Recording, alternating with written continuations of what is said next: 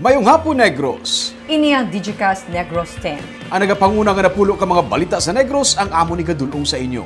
Updatein niyo kami via Facebook, YouTube, kag sa amon nga website www.digicastnegros.com. Kag sarang makami malantaw sa KCAT Channel 11 sa Kabangkalan City, Himamaylan City, kag Banwas ang Ilog.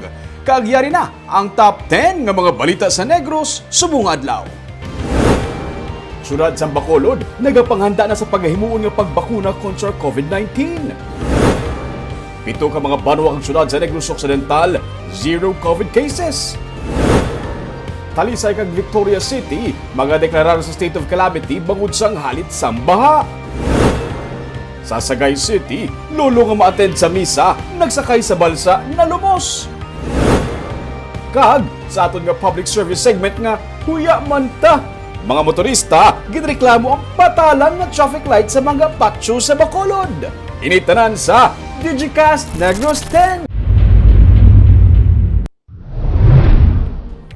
Sa number 10, Commission on Elections sa nagahaylo sa Pumuluyo nga magpa-online appointment para sa voters registration o kung sa anuman nga transaksyon nga luyag sini sa COMELEC.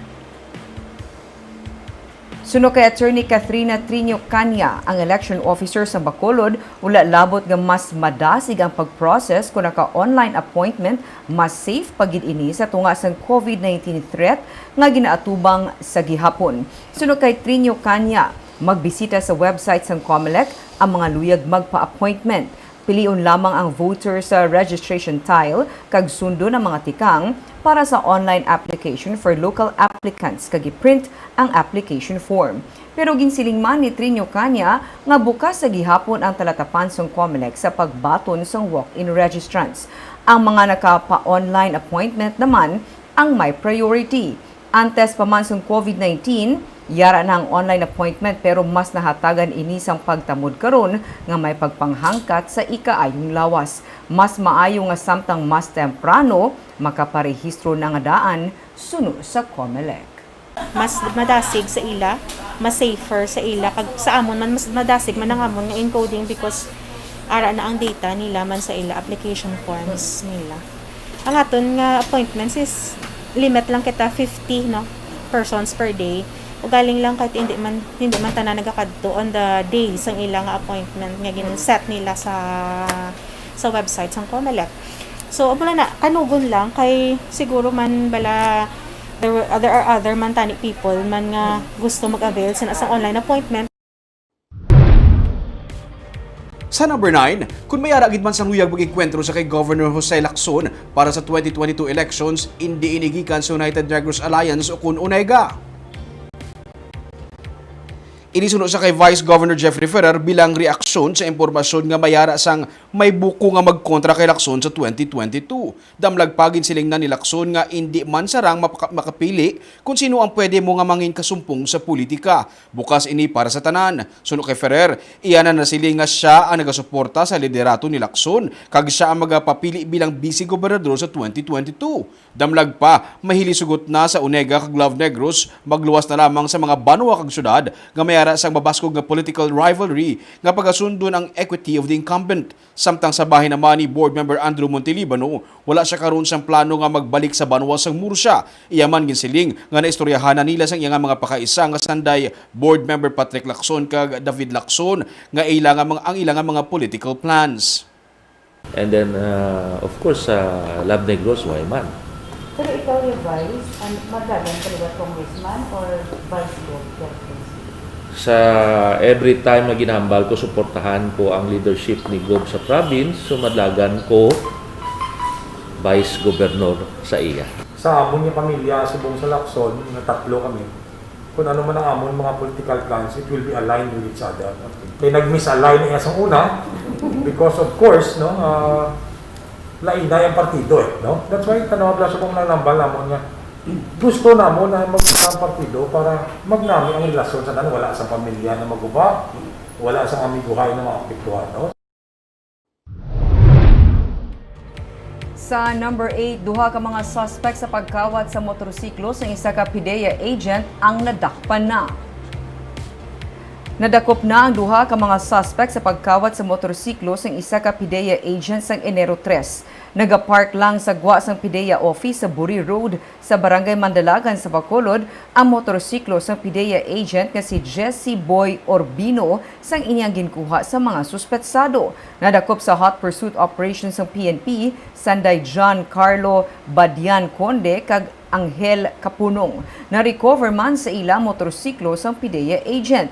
Detained na ang mga suspect kag kaso nga carnapping ang ipasaka batok sa ila.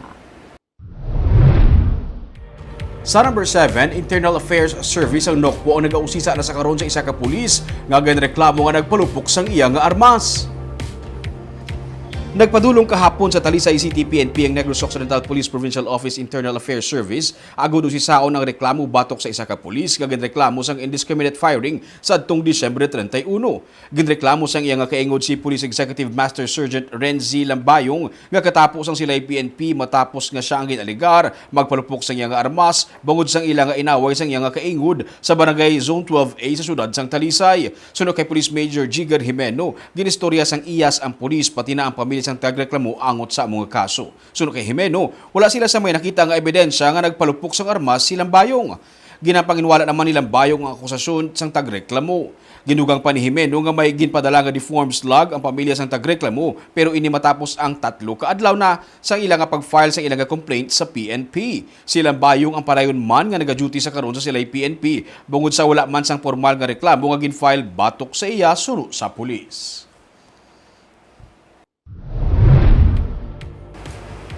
Sa number 6, masami naton nga makitaan nga nakapost sa social media ang kuha nga mga video sa mga aksidente sa dalanon o kung anuman nga insidente nga nagakatabo sa mga pampubliko nga lugar. Legal ba lang pagkuha sang sini nga mga hitabo? Aton hibaluon sa report ni Marty Go. Nangin kontrobersyal nga balita sa pungsod ang pagluthang sang isa ka pulis sa Mag-Iloy sa Tarlac sang nagligad nga tuig kung sa diin nakuhaan ini sang cellphone video kag nag-viral sa social media. Masami man naton karon nga makit-an ang pag-post sa social media sang mga video sa nagkalain-lain nga mga insidente kasubong sa mga aksidente sa dalanon. Wala sang kasuguan sa pungsod sa karon nga nagadumili sa isa ka persona sa pagkuha sang retrato o kon video sa mga insidente nga nagakatabo sa mga pampubliko nga lugar. Pero kung himuon ini sa sulod sang isa ka pribado nga lugar kasubong sang panimalay o kon establishmento komersyal, mahimo ini nga dumilian sang tag-iya o kon nagadumala sang lugar. Dapat man mahibaluan sang nagakuha sang video nga hindi sila mapuwersa o kung mapilit sang otoridad kasubong sang pulis nga i-delete ang video bangod makabig ini nga private property sang nagkuha sang video. Hindi man pwede nga ikumpiskar sang pulis ang cellphone nga gingamit sa pagkuha sang video kung wala na aresto ang tag-iya sini. Apang dapat man nga tandaan sang nagakuha sang video nga hindi lang sila basta-basta nga makapost sang mga retrato o kon video sa social media, ilabi na kung may mga private citizens o kon sibilyan kag mga minor de edad nga imbolbado. Inibangod ang isa ka persona ang mayara man sang right to privacy nga isa ka human rights o kon tawhanon nga kinamatarong. Dapat man maghalong sa pag-post sa social media sang video sang iban nga mga persona bangod kun maguba ang ilang nga reputasyon, mahimo nga kasuhan sang cyber libel ang nag-post sang video. Marty Go para sa Digicast Negros. Sa number 5, sa Sagay City, lolo nga ma-attend lang kung tani isang misa nga nagsakay sa balsa, nalumos. Patay na sa nasapuan sa mga residente ang 74 anyos nga si Ludovico Duay sa kilid sang baybay sa Barangay Old Sagay sa Sagay City kahapon sang aga. Sa investigasyon sang Sagay PNP, uli nga nakita si Duay sang Sabado sa nagtabok sa Himugaan River sakay sang balsa para kuntani magtambong sa misa. Pero bangod sa mabaskog nga current sang tubig, suno sa pulis, naanod kag nahulog sa iya nga balsa ang biktima nga mahimo gintunaan sang iya pagkalumos. Sa kilid na sang baybay sa Barangay Old Sagay nasapuan ang iya nga bangkay pagkaligad sang duha ka adlaw. Sa number 4, syudad sa Victorias kag Talisay ang ipaidalom sa state of calamity kasunod sa natabo nga baha sa New Year. Ginsiling ni Mayor Francis Frederick Palanca sa Victoria City nga nagpasara ang Emergency Operations Center kag City Disaster Risk Reduction Management Council sa adtong Enero 4 sang resolution nga nag-recommend sang pagpaidalom sang syudad sa state of calamity.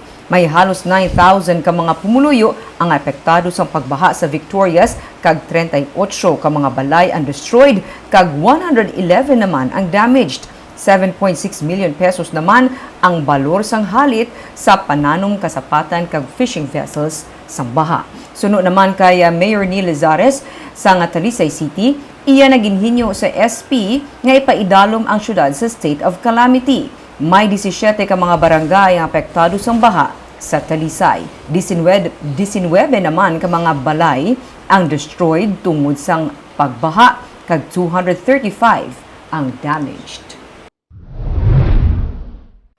Sa number 3, sa Negros Oriental na dugangan sang 47 ang bago nga mga kaso sa COVID-19 samtang Dumaguete City nagsobra na sa 1 sa ilang mga active cases. Yara na karon sa 104 ang active cases ng COVID-19 sa Dumaguete City, ini matapos madugangan naman sa bago nga kaso base sa records ng Provincial IATF. 32 sa 47 ka mga bagong kaso sa COVID-19 sa Negros Oriental ang yara sa Dumaguete City, kabahin na diri ang pila ka mga government employees. May mga bagong man nga COVID-19 cases nga na-record sa banwasang Sibulan, Shaton, San Jose, Bakong, Sambuanguita kag sulad sang Gihulngan kag Tanhay. May 19 man ka bagong mga recoveries ang probinsya. Yara na sa 984 ang total COVID-19 cases sa Negros Oriental kag 134 diri ang active cases. Sa number 2, may 7 ka mga banwa kag syudad sa Negros Occidental ang mayara sang 0 active COVID-19 cases. Inibase sa report sa Provincial Incident Management Team as of January 4. Wala na sang may na-record nga active COVID case ang Candoni, Don Salvador Benedicto, Ibi Magalona, Ilog, La Carlota, Pulo Pandan, kag Sipalay. Kung may pagdubo man sa kadamuon sang kaso sang COVID-19 sa Negros Occidental karon, sunod kay Governor Eugenio Jose Lacson, tuga man ini sa moratorium sa arrival sa mga stranded individual nga ginpatuman sang holidays sa pila ka mga banwa kag syudad. Na-lift na sa karon ang suspension sa arrival sa kadam-an nga LGU nga nagpatuman sini kag humaling sang Domingo, amat-amat naman ang pag-inabot sang LSI. Ang pagsaka sa kaso ng COVID-19 karon, andamlag pa ginapaabot na. Pero sunod sa PIMT, labing ginapasiguro ang pagpatuman sang health protocol nga nagalakip sang swabbing sa airport kag seaport sa tinutuyo nga malikawan ang paglaptas ng COVID-19. Sa kabilugan, 135 ang active COVID-19 cases sa probinsya as of January 4.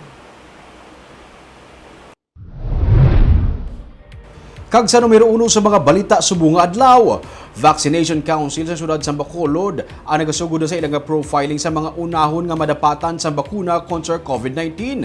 Pati mga lugar nga patigayunan sa pagbakuna ginahanda na. Yarang report ni Marty Go.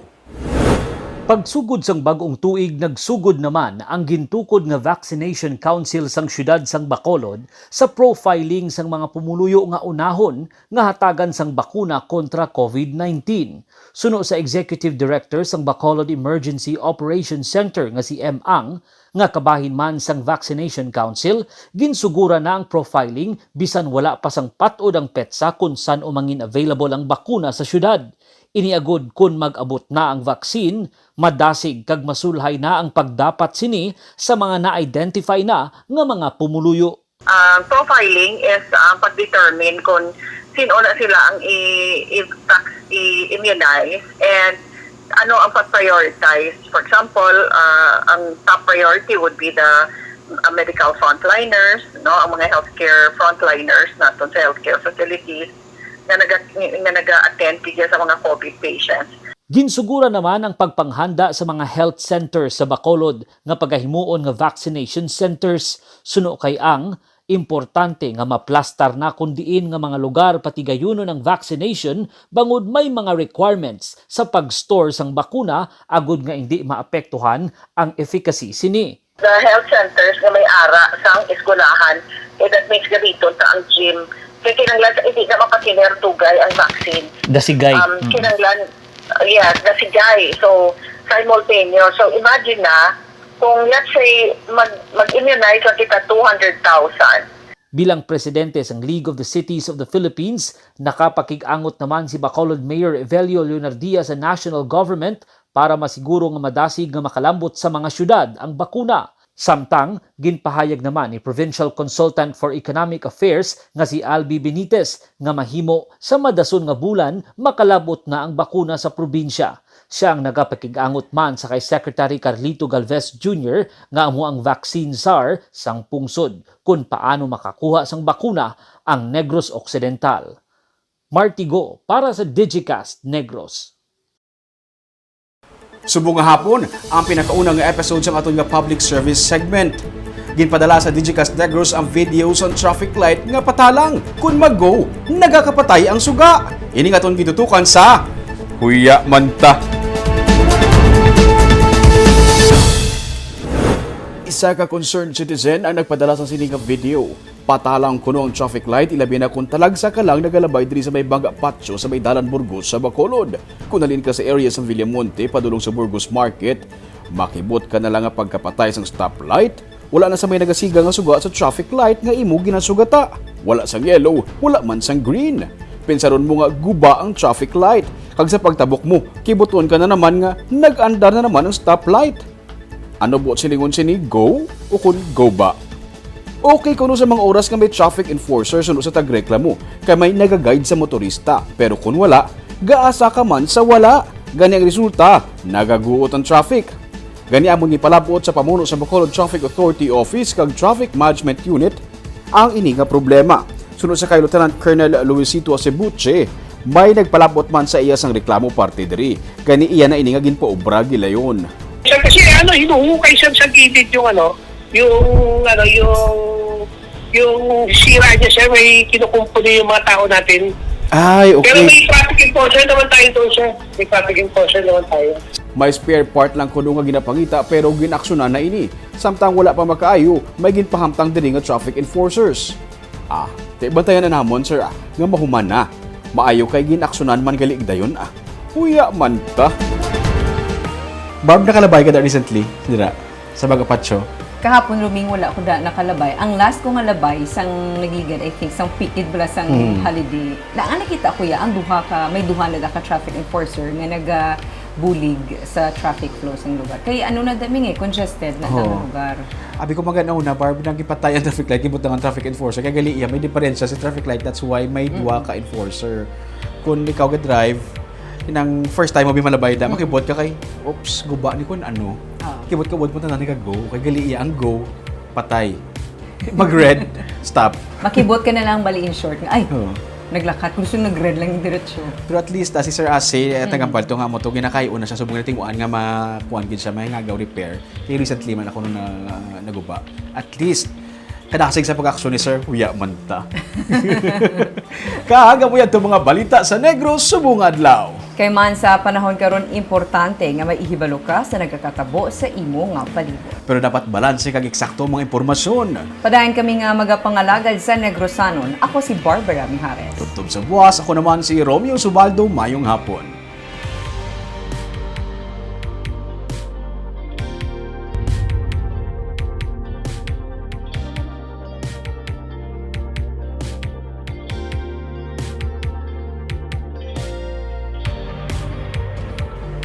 Barb, nakalabay ka da recently.